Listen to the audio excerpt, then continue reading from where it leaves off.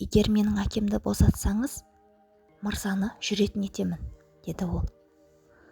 Бұл сөздер сот залында найзадай зулап, үкім алдындағы ауыр үнсіздікті қағайырып өтті. Жасы бар жоғы 7-дегі бала қаланың ең қаһарлы судьясына ойға келмес нәрсе айтуға батылы жетті. Даусы дірілдеген жоқ, бірақ залда отырғандар бірден қарқылдай күлді. Адвокаттар мысқылдап күліп, тілшілер қойын дәптерлеріне асыға жазып жатты. Бәрі театр көріп отырғандай еді. Туыстары сенбей бас шайқады. Оларға бұл күлкілі көріністен өзге ештеңе емес еді. Қарапайым көк көйлек пен тозған кроссовка киген арықша қыз мүгедек арбасында 15 жыл отырған адамды аяғына тұрғызамын деп уәде берді. Қаталдығымен және суық мінезімен танылған судья қабағын түйіп қызға қадала қарады. Терең әжім басқан жүзі заң мен үстеліндегі қағаздардан өзге ештеңе сенбейтін адамның бейнесінде еді. «Қызым», деді ол өткір үнмен, «бұл сот залы, цирк емес. Сенің сөзің заңды өзгертпейді. Әкең кінәлі деп танылды. Ешқандай ғажайып бұған тосқауыл бола алмайды».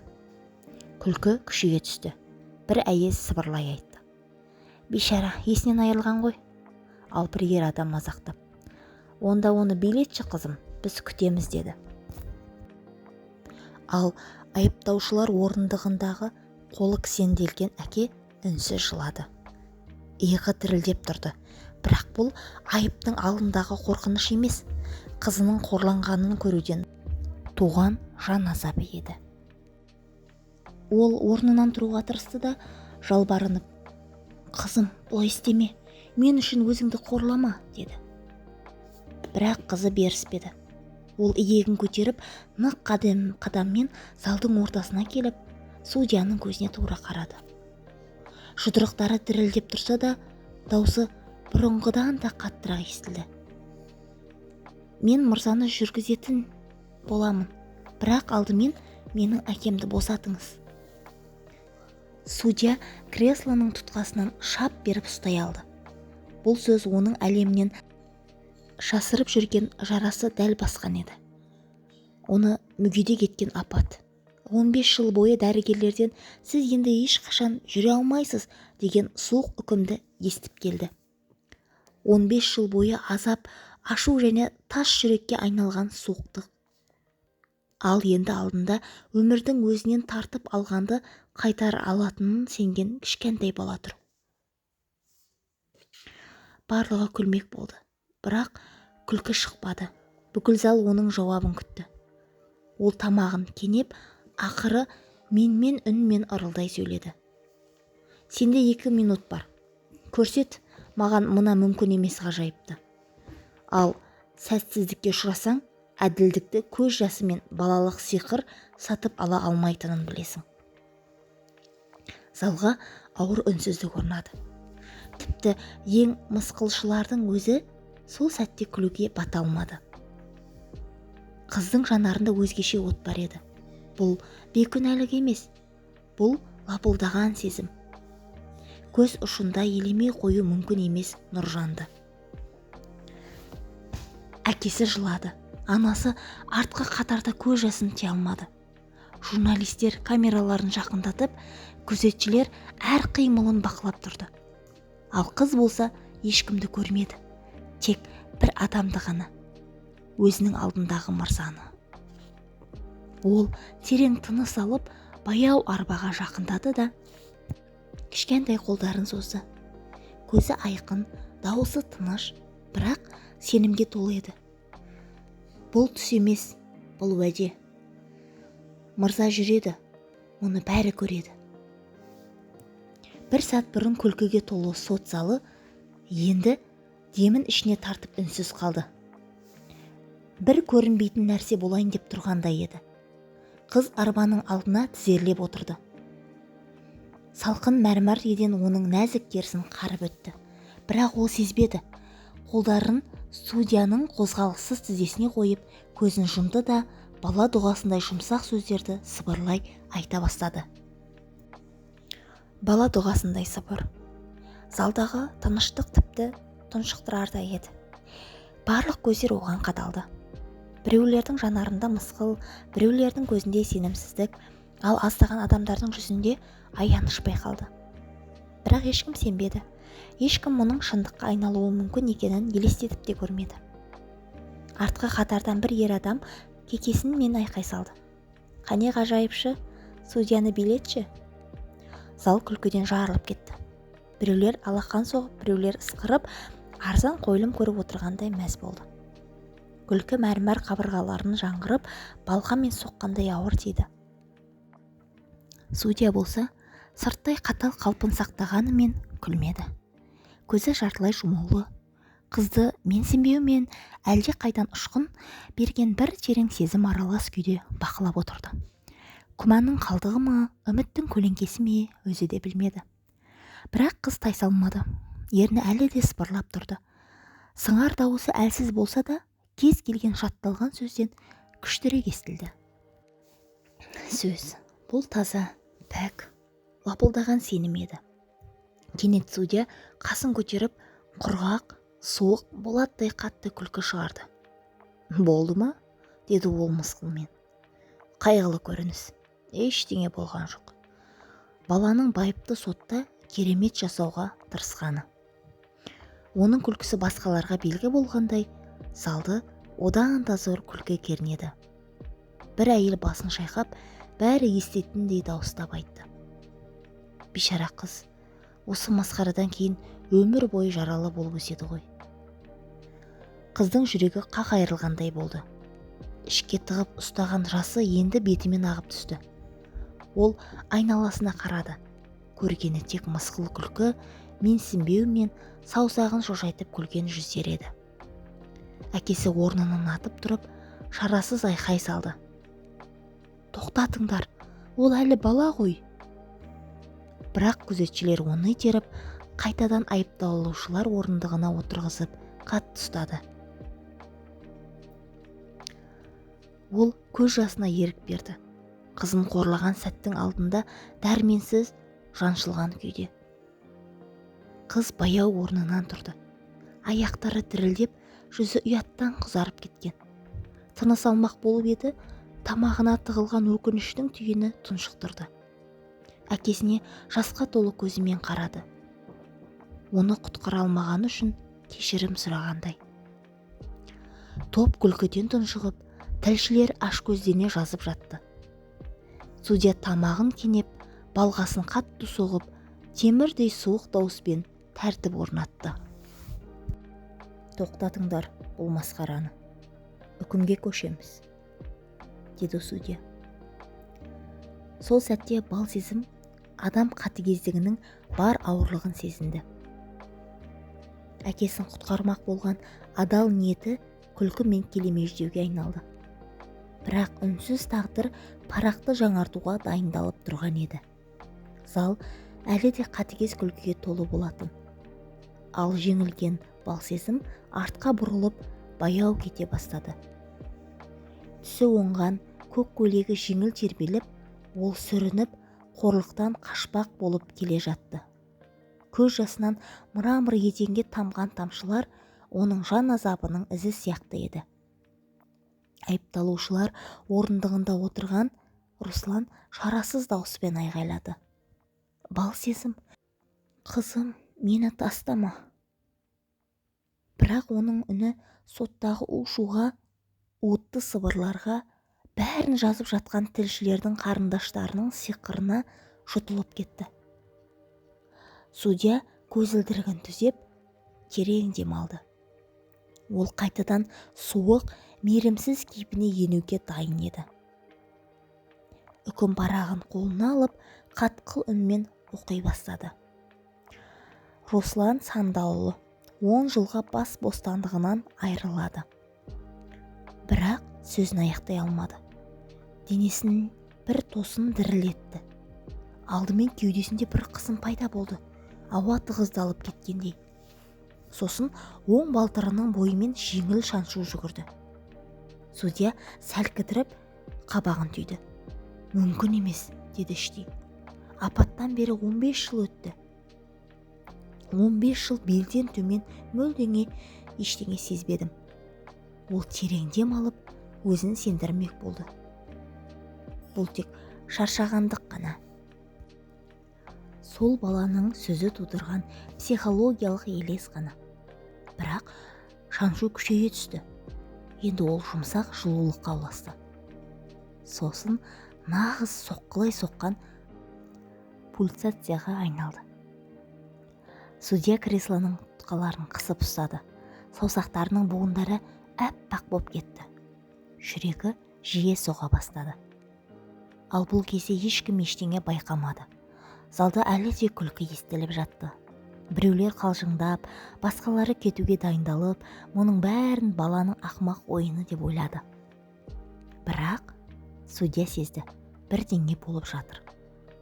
Ол еппен аяқ саусақтарын қимылдатуға тырысты. Және 15 жылдан кейін алғаш рет әлдеңе жауап берді. Бұл жай ғана жеңіл тырысқан қозғалыс еді. Көзге әрең байқаларлық, бірақ шын. Көзі кең ашылып кетті. Маңдайынан суық тер ақты. Бұл мүмкін емес. Дәл қазір, дәл осында, деді іштей күбірлеп. Өзін ұстап қалуға тырысып, тамағын кенеді. Бірақ қалтыраған қолы бәрін әшкерелеп тұрды. Бұрын тас сияқты суық болған көздерінде енді жаңа сезім пайда болды. Қорқыныш. Есіктің жанында тұрған балсезім кенет тоқтады. Бірдеңе сезгендей баяу бұрылды. Көз жасына толы ажанары судьяның көзімен түйісті. Сол сәтте залды тыныштық биледі. Қатыгез күлкі сап тыйылды. Ешкім не болып жатқанын түсінбесе де, ауаны беймәлім ауыр шиғыру толтырды. Қою үнсіздік. Бәрі бір ғажайып нәрсе болайын деп тұрғанын сезгендей еді. Судья терең дем алып, сабыр сақтауға тырысты. Бірақ жан түкпірінде білді. Қыздың уәдесі жай ғана үміт сөзі емес еді. Оның ішінде мүмкін емес нәрсе оянып келе жатқан болатын. Сот залында ауыр үнсіздік орнады. Сәл бұрын жаңғырып тұрған күлкі енді ұялған сыбырға айналды.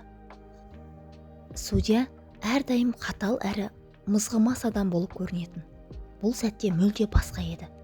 Оның қолдары мінбенің қара ағаш үстінде сәл дірілдеп тұрды. Маңдайы мен тер тамшысы сырғып өтті. Есіктің жанында тұрған балсезім судьяға тесіле қарады. Көздері жасқа толы болса да, енді оларда жаңа бір нәрсе, үміт бар еді.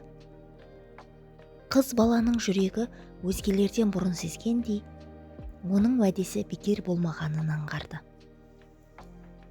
Кенет залдың ішінде металл сызылғандай дыбыс жаңғырып шықты. Бұл жылдам, көзге әрең шалынарлық сәт болды. Бірақ кейбіреулер байқап үлгерді. Бірінші қатарда отырған тілші камерасын түсіріп: «Мырза, сіз де көрдіңіз бе?» деп күбірледі сенімсіз үнмен. «Бұл мүмкін емес», деді әйел күйеуінің қолын қатты қысып. Айыпталушылар орындығының жанында күзетшілер аң-таң қарасты. Қыздың әкесі Руслан да кенет басын көтеріп, көздері ұлғайып, шаршаған жанын үміт сәулесі жарықтағандай болды. Судья есеңгіреп, өзін ұстауға тырысып, көзілдірігін түзеп, тамағын кенеп алды. Бірақ үкімін жалғастырмақ болғанда даусы дірілдеп шықты. «Руслан Сандалұлы», деді де тоқтап қалды. Енді оның денесіндегі шаншу айқын сезілді. Жылы толқын баяу аяқтарымен жоғары көтеріле бастады. Ол ұмытқан сезіну дегеннің не екенін қайта еске түсірді. Тас секілді қатып қалған тізелері сәл қозғалып, бұлшық еттері тартылып қойды. Күдік пен мазаққа толы зал енді толық үнсіздікке батты. Барлығы алға еңкейіп, көздері шарасынан шыға жаздады. Ешкім күлуді батпады. Балсезім алға бірнеше қадам басты. Оның баладай нәзік, бірақ айқын дауысы залдың ішінде жаңғырып шықты. Мен айттым ғой, мырза жүретін болады. Қыздың сөздері ауаны тіліп өткен көзге көрінбес қылыштай әсер етті. Судья өзін сабырға шақырмақ болды, бірақ денесі оған бағынбады. Ол мүгедек арбасының сүйеніштерін сондай күшпен қысып ұстады, тіпті тырнақтары жыртылған ағашты сызып жібере жаздады. Тынысы жиіліп, үзіліп шықты. Бұл мүмкін емес, деп күбірледі ол, бірақ оның әлсіз дауысы залдағы микрофондарға ілінді.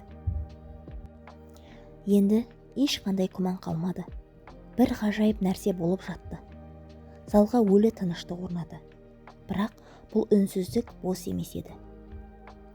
Бұл күтудің, тылсым сәттің тыныштығы болатын. Бәрі де бір сәтте мүмкін емес куә болуға дайын тұрғандай еді.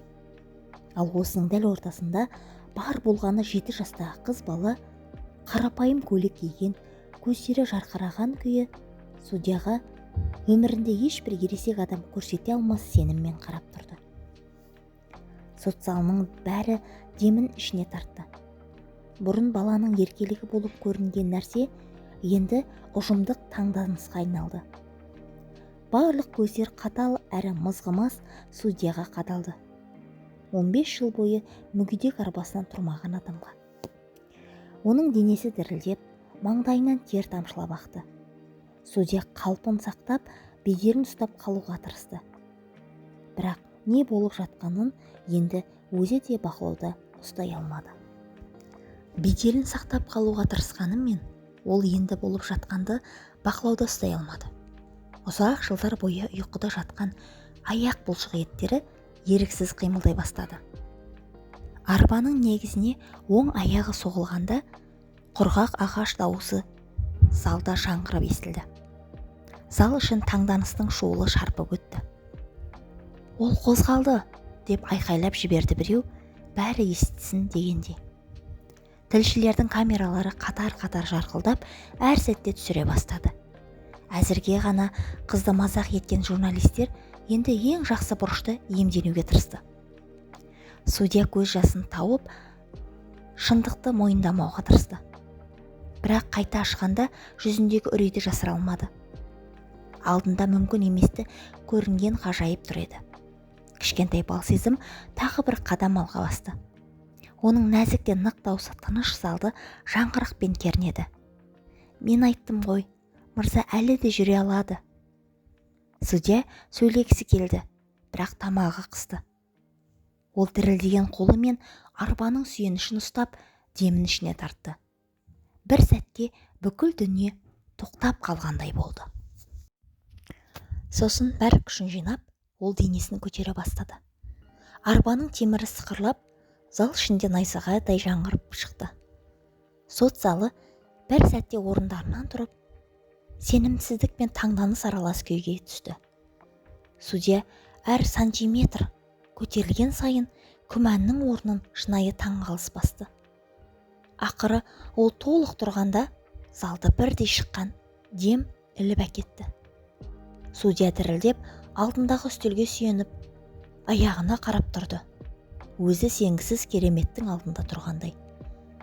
15 жыл, деп сыбырлады ол, даусы әрең шықты. 15 жыл. Ол ешқашан көпшілік алдында жыламайтын, бірақ енді көз жасын тоқтата алмады. Бұрын мысқылдап күлген адамдардың жүзінде енді шок пен ұялу. Бірі аузын қолымен жапты, бірі ашық жылады. Қыздың әкесі Руслан жеңілдік пен шаттықтан айқай салып жіберді. Шаршаған жүзімен бірге көз жастары сырғып түсті. Ал сол ғажайып көріністің ортасында балсезім тұрды. Оның жүзіне сабырлы, сенімді күлкі үйірілді.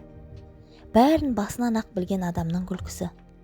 Ол сенімнің тіпті ең қатал күмәнінде де жеңе алатынын дәлелдеген еді. Бұл таңертеңгі сот залы енді жай сот емес еді. Бұл ешкім ұмытпайтын сәттің сахнасы болатын. Сот залы үнсіз қалды. Судья жылдар бойы қаталдықтың бейнесі болған адам енді бәрінің алдында дірілдеп үстелге сүйеніп тұрды. Бұрын мұздай салқын болған көздері енді жасқа толы. Өмірі қазір ғана төңкеріліп түскен адамның жан күйзелісін бейнелеп тұрды. Оның өмірі әп-сәтте төңкеріліп түскендей болды. Сөйлегісі келді, бірақ дауысы дірілдеп шықты. Бұл мүмкін емес, деді ол өзіне өзі сендіргісі келгендей күбірлеп. 7 жастағы Балсезім оған алғашынан бері сақтап келе жатқан сабырмен қарады. Бұл мүмкін, мырза, деді ол жай ғана. Бірақ тек мырза әділдікке сенсе ғана. Баланың аузынан шыққан осы қарапайым сөздер тас боп қатып қалған судьяның жүрегін найзағадай жарып өтті. Күдік пен менмендіктің тұтқынына айналған адам енді тек тәнінің емес, рухының да кереметке тап болғанын сезінді. Суық заңдарға негізделген оның бүкіл өмірі қыздың пәк сенімінің алдында құлап түсті. Бұрын мазақтаған көрермендер енді үнсіз жылады. Көбі тізе бүгіп, өз көздеріне сенбей, таңданыспен қарады. Ал сенсация іздеген журналистер енді әр көз жасын, әр қимылды түсіріп, тарихқа куә болып тұрғандарын ұқты. Айыпталушы әке, Руслан, әлі де қолына кісен тағылған күйі орнынан тұрды. Оның көзі қызының көзімен түйісті. Сол сәтте онда тек мақтаныш пен алғыс бар еді. Еш сөз қажет емес болатын. Оның батылдығы екеуінің де атынан сөйлеп тұрды. Судья терең демалды. Көз жасын сүртті де қызға қарады. Балсезім, деді ол дірілдеген, бірақ жаңа жылулыққа толы дауыспен. Сен маған ешбір заң кітабы үйрете алмаған нәрсені үйреттің. Содан соң ол залға бұрылып, бар даусымен жария етті. Руслан Сандалұлы барлық айыптардан босатылады. Бұл сот тарихта жай іс ретінде емес, әділдік пен бала жүрегінен табылған күн ретінде қалады. Зал гу етіп, ду қол шапалаққа толды. Полицейлер де, журналистер де, қарапайым халық та орындарынан тұрып, бұл қасиетті сәттің куәсі болды. Руслан тізерлеп, жеңілдік пен қуаныштан жылады. Балсезім жүгіріп барып, әкесінің құшақтады. Қол қошеметтер астында олардың құшағы махаббат пен сенімнің суық заңнан үстем түскенін бейнесі еді. Ал судьяны енді ешкім бұрынғыдай көрген жоқ. Жылдар бойы қаталдықтың символы болған ол енді шын ғажайып пен рухани жаңарудың белгісіне айналды. Сол күні бәрі бір шындықты ұқты. Соттың аяғын емес, жанын сауғу кереметке айналды. Әңгіме ұнаса, арнама тіркеліп, үлбіл басып кетеміз. Тыңдағандарыңыз үшін рахмет.